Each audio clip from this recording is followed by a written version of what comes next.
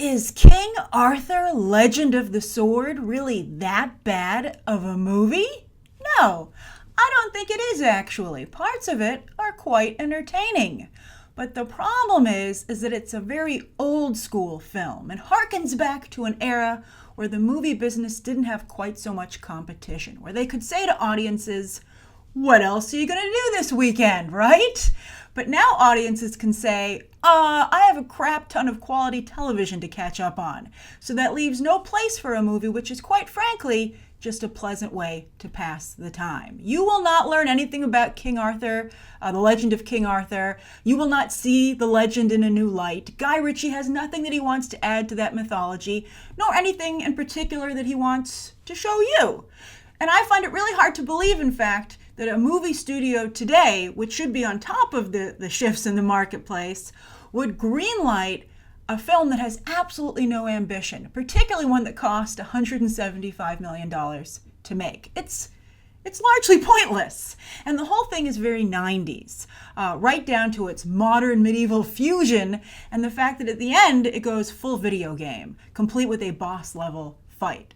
It really feels like it goes full video game. But I have to add, though, that Excalibur mode is pretty bitchin'.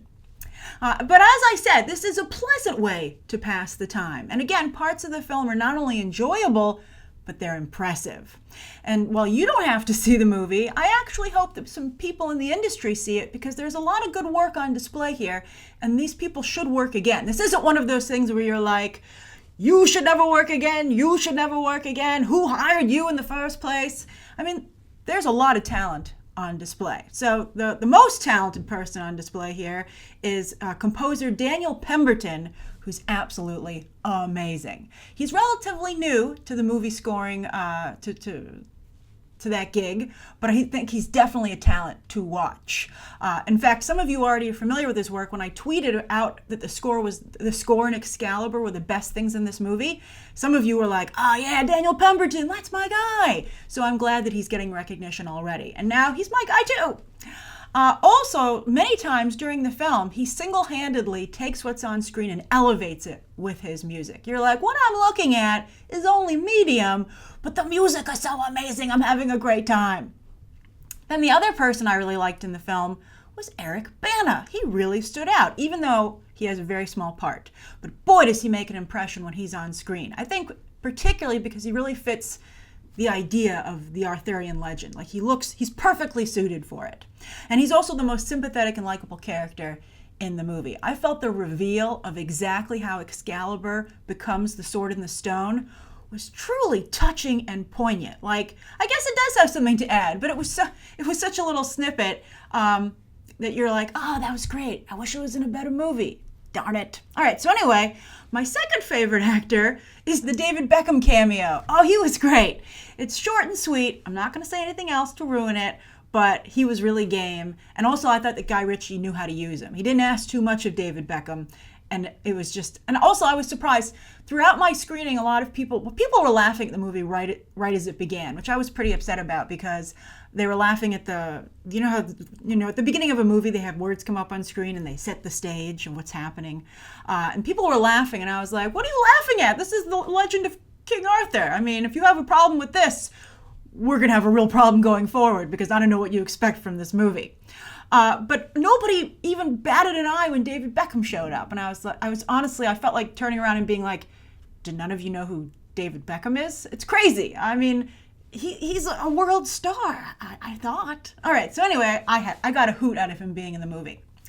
Then as for Jude Law, he's just doing the young Pope light, all right? But I've told you before, he's a wonderful human being in real life. And so I would suspect that him working on this film with Warner Brothers is what led to them deciding to cast him as young Dumbledore. They were like, Jude Law is such a great person to have around. Can we keep him, huh? All right, but make sure you feed him and take him to the bathroom on the Warner Brothers lot. And so the fact that this would get him the Dumbledore role, I think right there is enough reason for the movie to exist all on its own. And then while I hope Charlie Hunnam is also a nice guy, and I know he has a lot of fans from his work on Sons of Anarchy, something is just not translating to the big screen with him. He's not bad, and he has moments where you're like, you seem like a nice bloke, right? But he's just not able to bring depth and charisma to his characters. I've seen it time and time again now.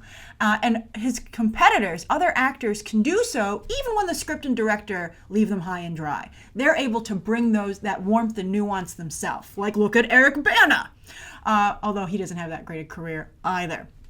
But Charlie Hunnam can't even do that.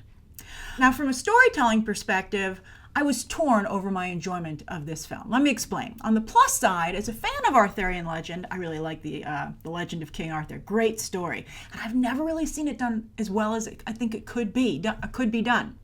But here, I enjoyed seeing it come to life even just a little bit, right? That was fun. And every now and then, I was rewarded for my patience with a cool visual or an awesome action sequence. And I got excited at the end of the movie when they were like, sequel! I don't want to give anything away, but I was like, man, I am excited to see where this story goes just because I like The Legend of King Arthur, but I think that you shouldn't have relied so heavily on setting up a sequel instead of making sure your first movie is good. Classic Hollywood mistake these days, and they do it here. I thought the Guy Ritchie-isms on display were fun. That also got a lot of laughter in my press screening. But, again, when you came in, you knew this was a Guy Ritchie movie about King Arthur. You have an idea of what you're going to get, and in large part, that is what you do get. The frenetic editing, the sarcastic tough guy characters, they were all there with a heart of gold, right? They were all there, all like, frat boyisms. And I thought that it was fun, if not B-level, right? But then on the negative side, I felt like this was a movie that was made only with guys in mind, which is pretty short-sighted considering how many women go to the movies these days. Let me explain. I'm sure some of you are like, triggered! All right? But like the father-son stuff, that was nice. A lot of father-son discussion. Not as good as in Guardians of the Galaxy 2. But I did not appreciate when Jude Law said he'd always wished he had a son instead of a daughter. And I was like, come on, is this still a thing? Now, I understand that in medieval times, it was easier to be a man than a woman. I totally get that. It was a strength-based society, right? Shortened lifespan, so women spent most of their time in, having kids and raising them before they died young.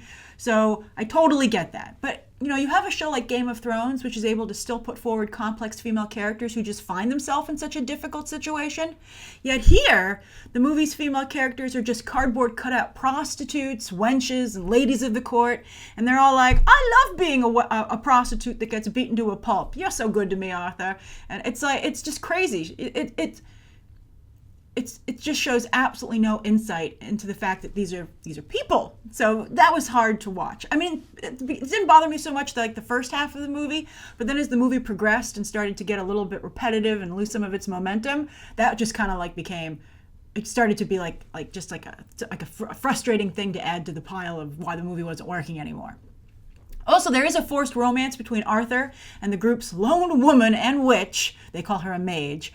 Astrid Berges-Frisby, French actress. She's okay, but the role is so underwritten and it's such a cliche romance. Basically, it exists because Arthur's like, I want to be in a relationship with you, and that's it. The movie's like, okay, check that box, and you're like, all right.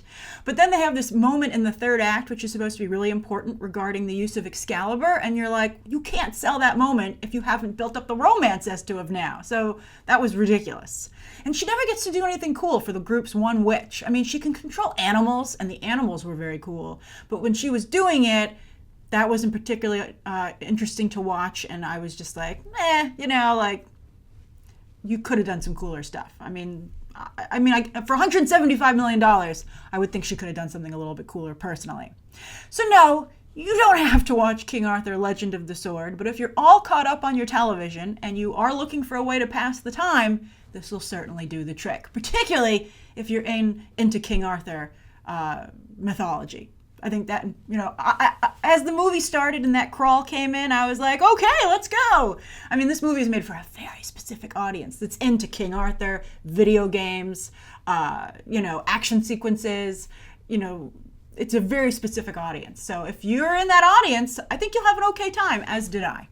All right, so that's my review of King Arthur, Legend of the Sword. I'll be curious to hear your thoughts down below, and you can check out some more videos right now.